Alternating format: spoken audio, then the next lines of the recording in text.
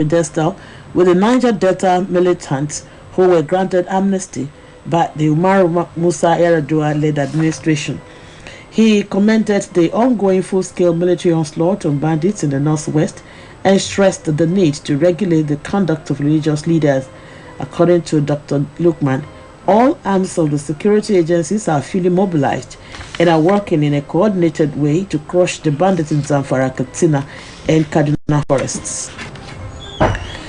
Barring any last-minute change, agitators have announced plans to resume Yoruba Nation protests tomorrow. Information has it that the rally is based on solidarity and support for the embattled Yoruba Nation agitator Sunday Igboho, currently in detention in Cotonou. In the past, reports say Yoruba Nation's rallies had taken place in Ogun, Ondo, Osun Ekiti, Lagos, and Oyo states, respectively. The Yoruba Nation agitation is a political ideology to realize the independence and sovereign country for the Yoruba race, called the Oduduwa Republic, but many political leaders in the region have rejected and kicked against the idea. Layomi Koiki, Sunday Igboho spokesman, had in a broadcast disclosed that a rally would take place at Modeke Igboho, Oyo State, the hometown of his embattled principal. The Young Progressive Party, YPP, has rejected purported plans by the Independent National Electoral Commission to store election materials for the November 6th Anambra State governorship election in Imo State. YPP's National Publicity Secretary, Mr. Egbeola Martins, made this known in a statement in Abuja. It will be recalled that INEC Chairman Professor Mahmoud Yakubu had earlier disclosed that INEC will use the Commission's zonal headquarters office in Owerri, the Imo State capital, to distribute non-sensitive materials for the Anambra State governorship election. He said the decision was as a result of the recent vandalism and attacks on the Commission's facilities in Anambra State. YPP's National Publicity Secretary described the planned storage of materials as ill-conceived and an illogical proportion capable of overheating the polity, considering the suspicion existing among political parties. According to him, as shown in the unprecedented numbers of pre-election litigations, it will be unwise for INEC to become the agent of destabilization, stirring needless and avoidable controversies. Meanwhile, Plateau State Governor Simon Lalong has said, despite using his position as the chairman of the Northern Governors Forum to prevail on his colleagues to stand against open grazing by adopting modern ranching, the effort to outlaw the practice in Plateau State is being delayed by the State House of Assembly. Mr. Lalong stressed that the bill sent to the Assembly, which will outlaw open grazing in the state if passed into law, is yet to be passed. The governor disclosed that for the recent attacks and subsequent disruptions, the National Livestock Transformation Program will have been launched at the West Grazing Reserve to commence ranching and create jobs and other business opportunities. Mr. Lalong urged youths across the country to be wary of some politicians who take pride in trying to set the youths against the government by insinuating that the governor or the government does not care about the people or is allowing the land belonging to Plateau Red indigenous to be grabbed by foreign headers. And the governor of the state of Osun, Mr. Adegboyega Oyetola, has reiterated his commitment towards prompt emergency response as well as providing support in cushioning the impact of natural disaster. Governor Oyetola gave the assurance in Iwo while expecting dredging of some rivers in Iwo Township. Sonia Ononide has more on the story. Following the recent torrential rain which wreaked havoc in some area of Iwo, the governor of the state of Osun, Mr. Adegboyega Oyetola, has responded promptly with dredging of rivers in Iwo and its environs. Speaking on the bank of Aipa River in Ile Afojugbaje Balogun Monsumore area of Iwo, the special advisor to the governor on environment, Honorable Rufus Oyebile, while reiterating the commitment of Governor Adegboyega Oyetola towards protection of lives and property of the citizenry, implore the resident to desist from building along riverbank and indiscriminate dumping of refuse, as well as endeavor to constitute environmental task force in partner with private sector participation. Just as he noted that Governor Oyetola is relentless in providing succor in cushioning the impact of natural disaster. other. In as much as we have a quick response governor, are we also doing our part? Are we cooperating with the state government and Mr. Governor? We have advised that communities on their own, mid-month, they should carry out the sitting of canals, of drainages in the community. Representative of the state governments, including Honorable Usamat Adebayo, Engineer Mumini Rauf, Honorable Mudashiru Togun, Mr. Richard Tinubu, as well as Honorable Abiodun Idowu, reiterated that Governor Adegboyega Oyetola is passionately committed towards good governance, as demonstrated in all ramifications across the states for the benefit of all citizenry. Towards of the All Progressive Congress in Iwo, who spoke in turn, poured encomiums on Governor Adegboyega Oyetola for his commitment towards the overall welfare of the citizenry, stressing that the resident would ensure sustenance of good governance under the leadership of Governor Adegboyega Oyetola. Sonia Onohinde reporting for OSBC News. The chairman of Progressive Congress APC in the state of Osho, Prince Boyega Famojo, has been described as a leader who is focused and believes in the success of the Oyetola-led administration. Our God chairman, Honorable Idowu Abiodun, said the APC chairman has succeeded in expanding his 63rd years of existence on progressivism, promoting of the ideals of loyal party members, and enchantment of good governance exemplified by Governor Adegboyega Oyetola. Honorable Abiodun said the commitment of Prince Famojo to the policies of the administration of Governor Oyetola has assisted in no small measure to stabilize the APC and the governor's transformative agenda for the state and her citizenry. The state's first assembly legislator, who also doubles as the chairman of a federal local government, said all the local government chairmen in the state have resolved to support the Igbajo Prince to realize his dream of ensuring that Governor Oyetola fulfills his desired mandate beyond the first term in office. Nigerians have been urged to toe the path of righteousness and avoid the life of carnality for the attainment of God's kingdom.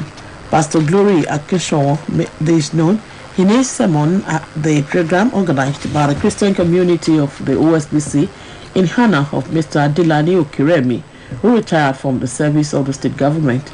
Kayode Adebayo has more on the story.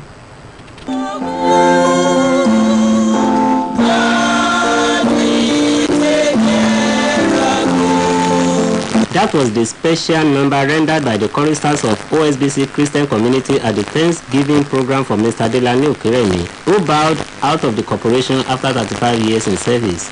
The event was attended by the management of OSBC led by the Acting Director General, Mr. Rashid Polarami, who was represented by the Director of Corporate Services, Mr. Olushola Bolaji. Delivering his message, Pastor Glory Akinsowan explained two ways with different destinations in which one is free to choose.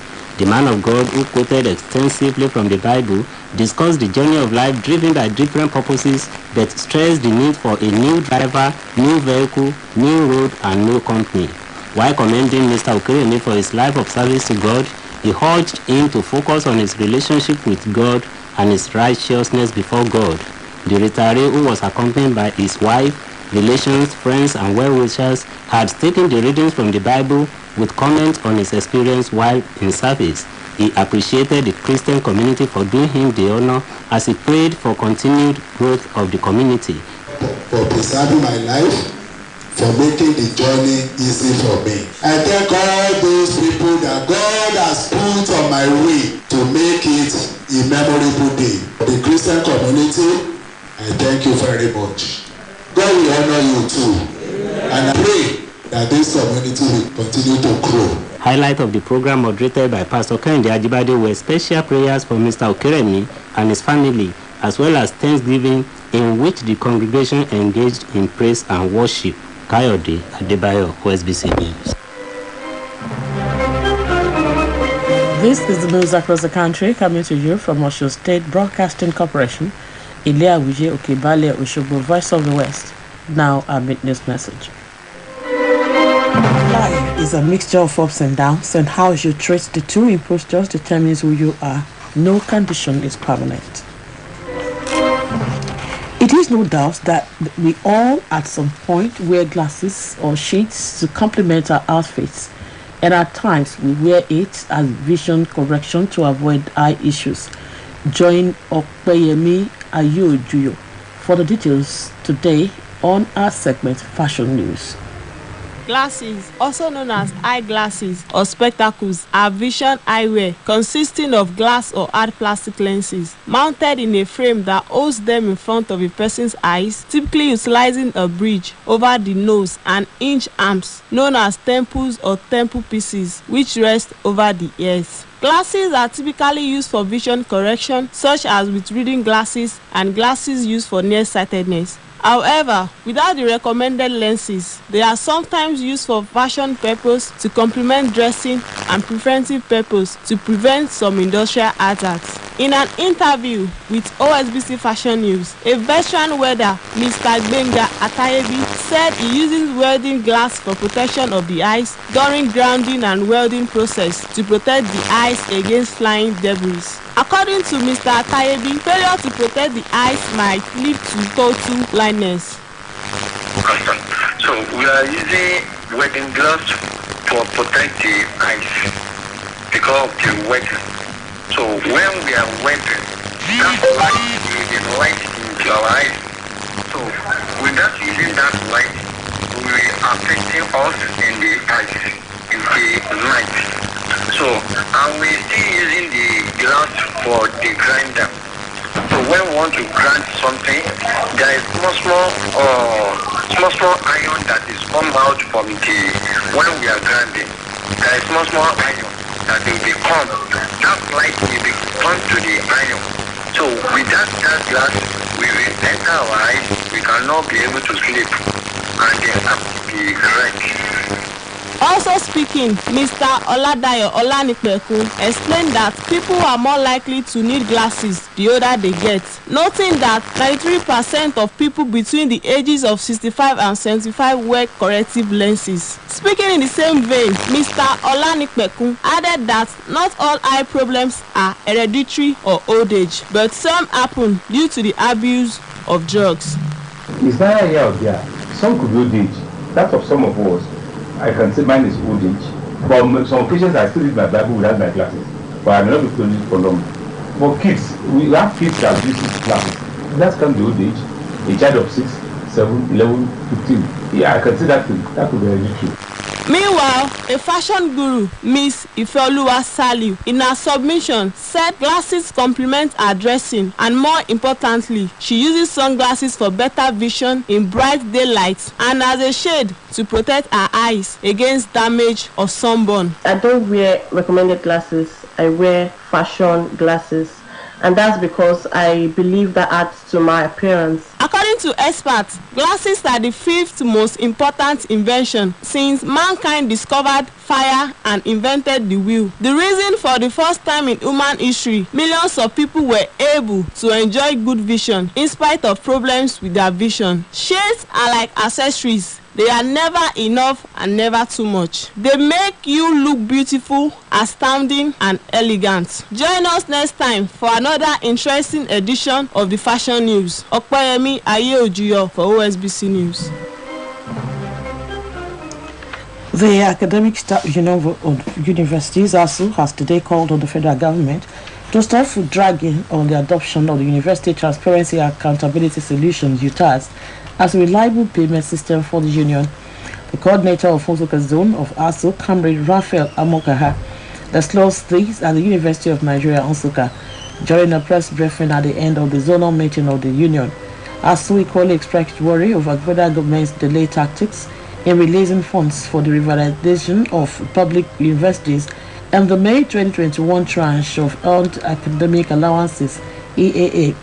It added that the union is warming up to continue its suspended industrial action should the federal government continue with its present body language.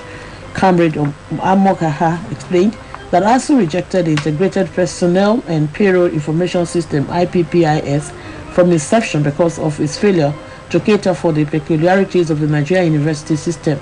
He called on the federal government to adopt UTAS, which he said has been subjected to a series of tests, including demonstration to the end users, drawn from the bursary and registry units of federal universities and proven to be suitable for the Nigerian university system.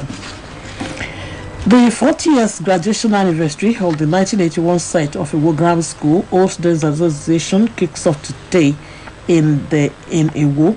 According to the Secretary of the Stanza, Dr. Wale Folari, there has been a reunion cocktail for members by 4 p.m. at the King Riverside Hotels and Resorts, Iwo. The reunion program, which is expected to bring the 1981 site of the school together, will continue tomorrow with a walk around the school premises and the flagging off of the anniversary project. Members of the site will also give awards to students of the school during a reunion lunch. The occasion will afford members of the 1981 site of the school to come together after 40 years and contribute their quota to the development of their alma mater.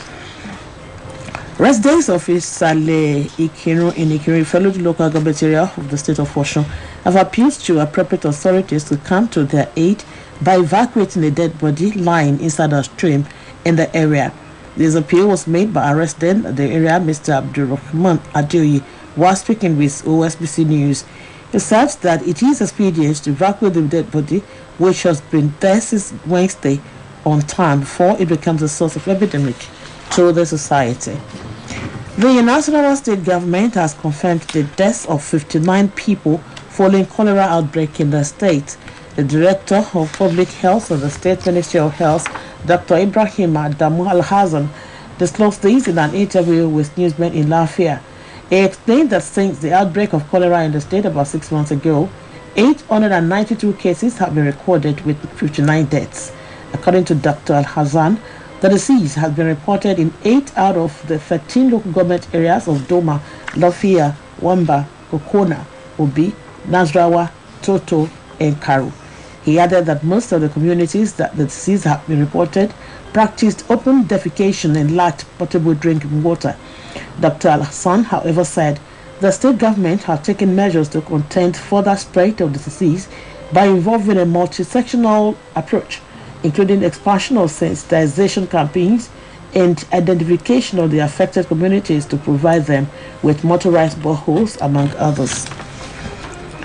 And now to sports stories. Two Nigerians, club size, Aqua United and Rivers United, will be in action this weekend in the CAF Champions League's first leg preliminary round. Over now to Adeyemi Abodere, who is standing by for details on sports updates. Reigning African and Commonwealth Games queen Toby Amoson has won the 100-meter women's hurdles event at the ongoing Women Diamond League in Zurich, Switzerland. Amoson, by the fate, became the first Nigerian to win a Diamond League title, as she also set a new African record and personal best of 12.42 seconds. She dusted Dutch athlete Visa Nadine, who ran a national record and personal best of 12.51 seconds, and Jamaica's Tapa Megan, who finished third in a time of 12.55 seconds. Amoson had on Sunday also won the women's 100-meter hurdles gong at Kamila Mead in Warsaw, Poland. The 2018 Commonwealth Games gold medalist powered to victory in 12.64 seconds. Amoson, it will be recorded, narrowly mixed out on a podium finish at the Tokyo 2020 Olympics, where she finished fourth. Meanwhile, the 2021 edition of the African Table Tennis Championship has ended in Yaoundé, Cameroon, with Team Nigeria finishing in a respectable position. The Nigerian ping-pong stars, led by Aruna Kodri, Bode Abiodun, Olajide Omotayo, Funke Oshonaike, Edem Efung, among others, represented the country in the keenly contested competition. At the end of the tournament, Team Nigeria finished with 1 gold, 4 silver and 2 bronze medals, while Egypt maintained its position as African number 1. Ahead of the 2021 Women Afrobasket Championship, head coach of the Senegalese team, Mustafa Gueye, has stated that they are scared of Nigeria's D Tigers, while announcing the final list of 12 players that will represent Senegal. Gueye described D Tigers as a big team to fear, saying it is a super favorite team. The Tigers are currently the champion of Africa after winning the competition back-to-back in 2015 and 2019 in Dakar, Senegal. The tournament is scheduled to commence on the 18th of this month. And ahead of the first leg preliminary round of the CAF Champions League, Rivers United Football Club have departed the shores of the country for Tanzania to keep a date with Yanga Sport Club 1935 of Tanzania. Rivers United, who were second behind Nigeria League champions Aqua United in the 2020-2021 Nigeria Professional Football League season, are expected back on Monday. Similarly, Aqua United will slug it out with CR Belouizdad of Algeria in the first leg preliminary round of the CAF Champions League on Sunday at the Godswill Akpabio Stadium in Uyo. The Japanese Football Association has confirmed that the 2021 FIFA Club World Cup will not be held in the country during the ongoing battle against COVID-19. The FIFA Club World Cup has been given to Japan to celebrate 100 years of the Japanese Football Association, although FIFA will now have to look for a new location. The tournament is set to take place in December this year. Japan has been battling with fifth wave of COVID-19. Argentina captain Lionel Messi has broken the South American men's record of goals held by Brazil legend Pelé. Messi netted a hat-trick as they beat Bolivia 3-0 in a World Cup qualifier in Buenos Aires. It took its total tally of international goals to 79, 2 more than Pelé. Messi is however behind the Brazilian duo of Mata with 109 and Christian with 96 goals for the overall record of most goals scored by a South American player at the international level. Sport Update returns tomorrow. My name is Adeyemi Aboden. And now to end the news across the country, here again are the major points. A chieftain of the ruling All Progressives Congress APC and the Director General of the Progressive Governors Forum, Dr. Salihu Lukman, has described a Kaduna-based Islamic cleric, Sheikh Abubakar Gumi's demand for amnesty for bandits that are causing mayhem in the north as a threat to national security and a self-serving venture. The governor of the state of Osun, Mr. Adeboye Oyetola, has reiterated his commitment towards prompt emergency response as well as providing succor in cushioning the impact of natural disaster. And the Academic Staff Union of Universities ASU has today called on the federal government to stop foot dragging on the adoption of the University Transparency Accountability Solutions UTAS as a reliable payment system for the union. And the Director of Public Health, the Nasarawa State Ministry of Health, Dr. Ibrahim Adamu Al-Hazan, has confirmed the deaths of 59 people following cholera outbreak in the state. That was the news across the country by Olushayo Mabatide. For more about us, you can log on to www.osbcag.org. Thanks for listening to the news across the country. From all of us on the news desk, it's good evening.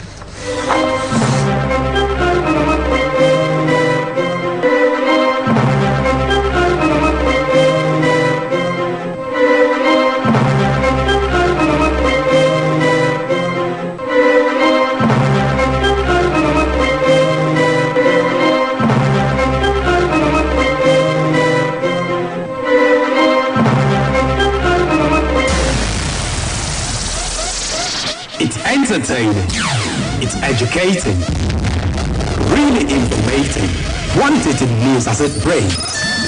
It's OSBC Radio 2, 104.5 FM. Numero uno south of the Sahara, voice of the West. Good night, Susan. Oh, good night, sir. Hi. You need it when? Okay, we'll get it done. Guys,